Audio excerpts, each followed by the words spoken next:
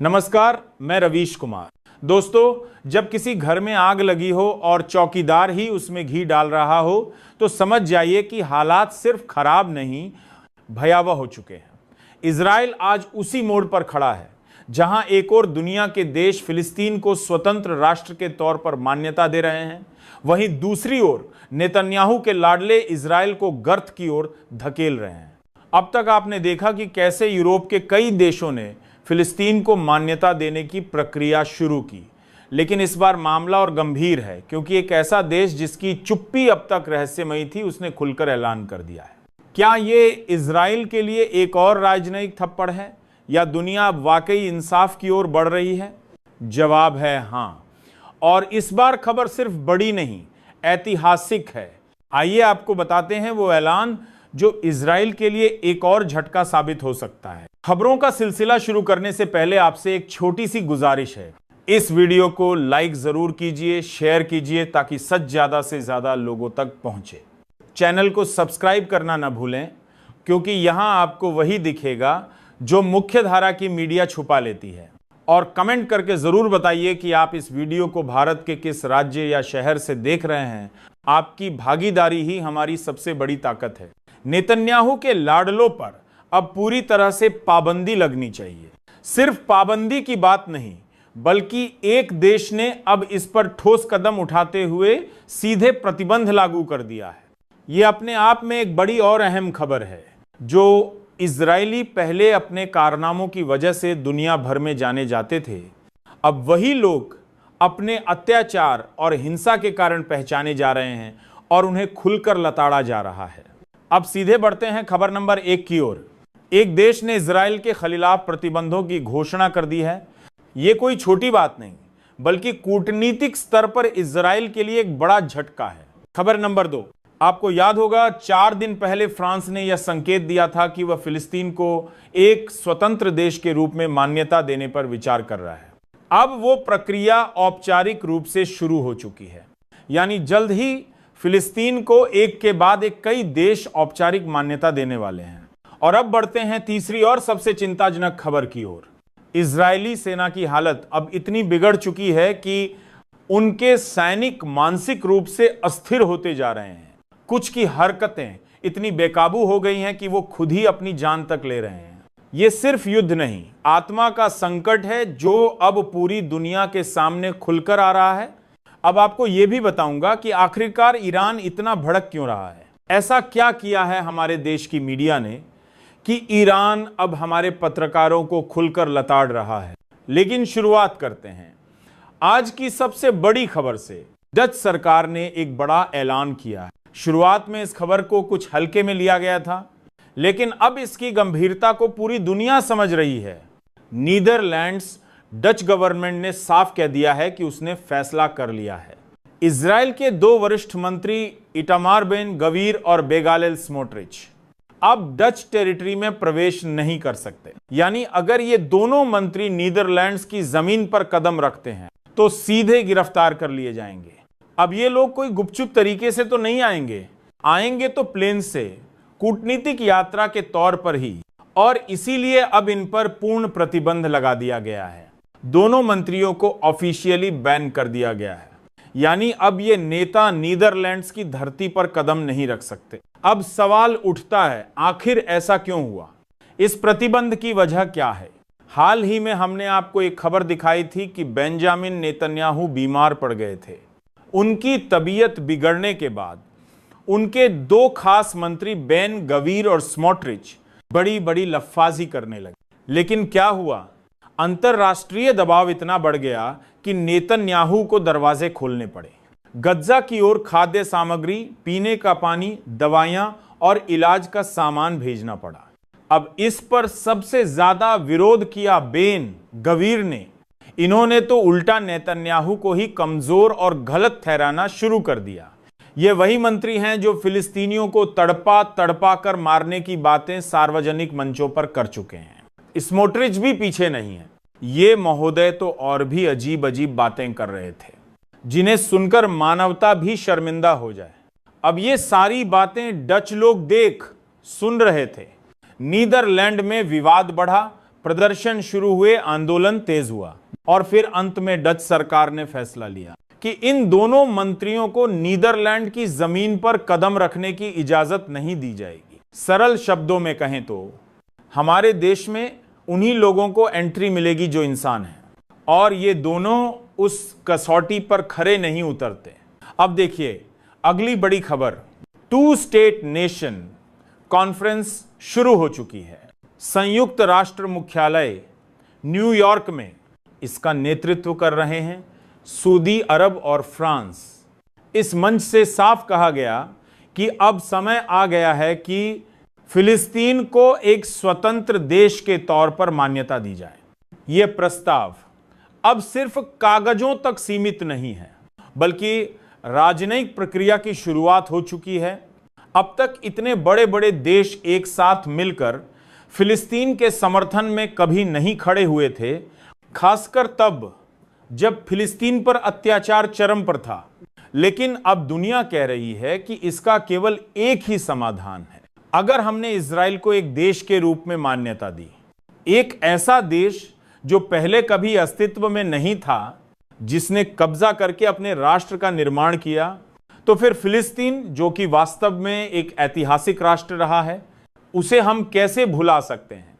इसीलिए अब कई देशों ने यह स्पष्ट कर दिया है कि वे फिलिस्तीन को एक स्वतंत्र राष्ट्र के रूप में मान्यता देने जा रहे हैं। अब देखिए फ्रांस क्या कह रहा है, पहले उन्हें सुनिए। France is ready to fully recognise the state of Palestine and will do so in the month of September next. This recognition, which is a major decision by France, is a historic commitment in the name of international law and the right of people to determine their own fate. दरअसल यह बयान French भाषा में दिया गया था, जिसका अंग्रेजी अनुवाद सामने आया है। फ्रांस ने साफ शब्दों में कहा है, यह एक ऐतिहासिक वचनबद्धता है और ये अंतरराष्ट्रीय अधिकार और स्वतंत्र रूप से अपनी नियति तय करने वाले लोगों के अधिकार के नाम पर लिया गया फैसला है। यानी फ्रांस अब पूरी तरह तैयार है कि सितंबर महीने में वो फिलिस्तीन को एक स्वतंत्र राष्ट्र के रूप में मान्यता देगा। तो अब साफ हो गया है, फ्रांस पूरी तरह से तैयार है। उसने कह दिया है कि वो फिलिस्तीन को एक स्वतंत्र राष्ट्र के रूप में मान्यता देने जा रहा है। अब आगे क्या होगा? वोटिंग होगी, कूटनीतिक प्रस्ताव आएंगे, कुछ समर्थन करेंगे, कुछ विरोध।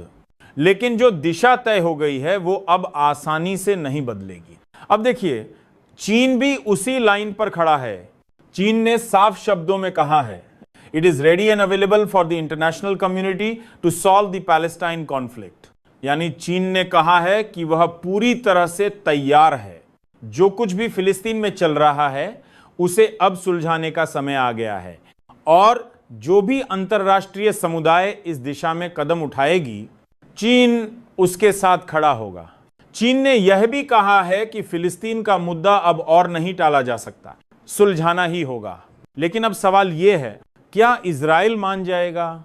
क्या इजराइल उस जमीन से हट जाएगा जो उसकी थी ही नहीं? क्या जो कब्जा किया गया वो अब छोड़ा जाएगा? यही तो सबसे बड़ा सवाल है। अब देखिए अगली खबर और देखिए कैसा तमाशा चल रहा है। पहले तमाशा देखिए, फिर सोचिए ये लोग क्या कर रहे हैं। हंसी ठिठोली, मौज मस्ती, गाने बजाने की हरकतें कहां कर रहे हैं? गज्जा के एक ऐसे स्कूल में जो कभी बच्चों के लिए आशियाना हुआ करता था, आज वो सिर्फ मलबे और राख का ढेर बन चुका है। जिस जगह पर बम बरसाए गए, जहां सैकड़ों बच्चों की लाशें मिली, उसी जगह पर ये लोग जाकर गाना गा रहे हैं, डांस कर रहे हैं, मजाक उड़ा रहे हैं। क्या आपको ये इंसान लगते हैं? हमने इससे पहले भी वो तस्वीरें आपको दिखाई थी जहां फिलिस्तीन की महिलाओं को अपना घर जबरन छोड़ना पड़ा। कई बच्चियां मारी गईं इजरायली हमलों में। और अब देखिए उन छोटी बच्चियों के कपड़ों तक से गंदगी करने वाले पाए गए ये सैनिक। घिनौनी हरकतें, शब्द नहीं हैं। और आप सोचिए यही लोग हैं जो अब स्कूलों में जाकर मौज मस्ती कर रहे हैं।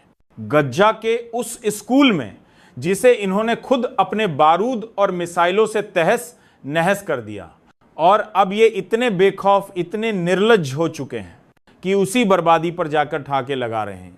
तो सोचिए ये मानसिकता कैसी है। इनकी क्रूरता अब केवल युद्ध तक सीमित नहीं, बल्कि अब यह मानवता की आत्मा पर हमला है। और इसीलिए अब दुनिया एकजुट हो रही है, क्योंकि जुल्म की इंतहा जब पार हो जाती है तो इतिहास करवट लेता है। एक और इजरायली रिजर्व सैनिक ने खुदकुशी कर ली। इजरायली सेना के अंदर आत्महत्याओं की संख्या में तेज उछाल आया है। यह अब सिर्फ आंकड़ा नहीं, बल्कि एक गंभीर चेतावनी है कि इजराइल अब सिर्फ बाहर से नहीं, अंदर से भी टूट रहा है। यह मामला एक ऐसे सैनिक का है जो रिजर्व यूनिट में था। उसका काम था युद्ध में लगे सैनिकों को मदद पहुंचाना, लॉजिस्टिक्स देना, रिलीफ पहुंचाना। लेकिन पिछले 16,017 दिनों से खबरें लगातार आ रही थीं कि हमास की ओर से इजरायली काफिलों और बटालियनों पर लगातार हमले हो रहे हैं। उस सैनिक ने अपने कई साथियों को मरते हुए देखा, लाशों के ढेर, और शायद हर लाश में उसने खुद को मरते देखा। कुछ दिनों की छुट्टी मिली, वो घर आया, लेकिन घर आने के बाद वो कभी बाहर नहीं निकला। जब लंबे समय तक किसी ने उसकी कोई खबर नहीं ली तो दरवाजा खटखटाया गया, दरवाजा नहीं खुला। जब तोड़ा गया तो अंदर से उसकी लाश मिली। खुदकुशी। और इसके बाद एक और सवाल खड़ा हुआ, क्या अब इजरायली सेना अवसाद से खुद को ही खा रही है? क्या ये मानसिक थकावट, ये ट्रॉमा अब खतरे की घंटी नहीं है? अब सुनिए इजराइल के प्रधानमंत्री बेंजामिन नेतन्याहू क्या कह रहे हैं। There is no starvation in Gaza. There is no policy of starvation in Gaza. And I assert that we have a commitment to achieve our goals. Continue to fight until we achieve the release of hostages and the destruction of Hamas's military and governing capability. यानी Netanyahu कह रहे हैं कि गज्जा में कोई भूखमरी नहीं है, कोई संकट नहीं है। उनके मुताबिक सब कुछ ठीक है, लोग मर रहे हैं लेकिन कोई भूखा नहीं है। तो फिर पूछिए नेतन्याहू से, जो छोटे छोटे बच्चे भूख से तड़पते हुए मरे, जो माएं अपने बच्चों के लिए एक बूंद पानी को तरस गईं, जो अस्पताल बमबारी में तबाह हो गए, वो क्या थे? कोई फिल्म थी, कोई एक्टिंग थी? नेतन्याहू कह रहे हैं हम तब तक लड़ेंगे जब तक बंधकों की रिहाई नहीं हो जाती और हमास की पूरी सैन्य और प्रशासनिक क्षमता खत्म नहीं हो जाती। लेकिन इस युद्ध में क्या इजराइल अपनी मानसिक क्षमता भी खत्म कर रहा है? ये सवाल अब पहले से कहीं ज्यादा जरूरी हो गए हैं, क्योंकि अब जवाब देने वाला कोई नहीं बचा है। गजा की तबाही की तस्वीरें सबने देखी, सब जान गए, लेकिन फिर भी दुनिया चुप है। अगर ये सब 2005 से पहले होता तो शायद सबूत ही नहीं होते, लेकिन आज सोशल मीडिया गवाह बन चुका है। फिर भी अमेरिका के पूर्व राष्ट्रपति ट्रंप कहते हैं मुझे नहीं पता टीवी पर क्या दिखाया जा रहा है। क्या ये अंधापन है या जानबूझकर अनदेखा करना? अब बात ईरान की चेतावनी की। अगर अमेरिका ने ईरान के न्यूक्लियर ठिकानों पर हमला किया तो जवाब ऐसा होगा कि छुपाने को भी कुछ नहीं बचेगा। यानी ये सीधा युद्ध का संकेत है। और भारत इसमें कैसे जुड़ गया? मोसाद के नाम से एक ट्विटर अकाउंट ने ईरान के नेता खामेनेई के खिलाफ अपमानजनक बयान दिया। कुछ भारतीय मीडिया चैनलों ने इसे बिना पुष्टि के खबर बना दिया। ईरान ने आपत्ति जताई, यह हमारे नेता का नहीं, हमारी दोस्ती का अपमान है। तो सवाल यह है, क्या हमारी मीडिया अब पत्रकारिता नहीं, प्रोपेगेंडा का अनुवाद बन चुकी है? क्या ऐसे चैनलों को लगाम नहीं लगनी चाहिए जो टीआरपी के लिए विदेश नीति तक को जला देते हैं? गौरव आर्य जैसे एंकर जब चैनलों पर बैठकर दूसरे देशों के नेताओं को गालियां देते हैं तो सवाल उठता है, क्या यही है पत्रकारिता? हमें तय करना होगा, सच सुनना है या सिर्फ चीख, प्रश्न पूछना है या सिर्फ टीआरपी का तमाशा देखना। अगर यह वीडियो आपको सोचने पर मजबूर करता है तो इसे लाइक करें, शेयर करें और कमेंट करके बताएं कि आप किस राज्य से देख रहे हैं। और हां, सब्सक्राइब जरूर करें, क्योंकि अगली बार जब सच्चाई शोर में खो जाए तो आपको पता हो ढूंढना कहां है। मैं था, मैं हूं, और जब तक आवाज बची है मैं बोलता रहूंगा। नमस्कार।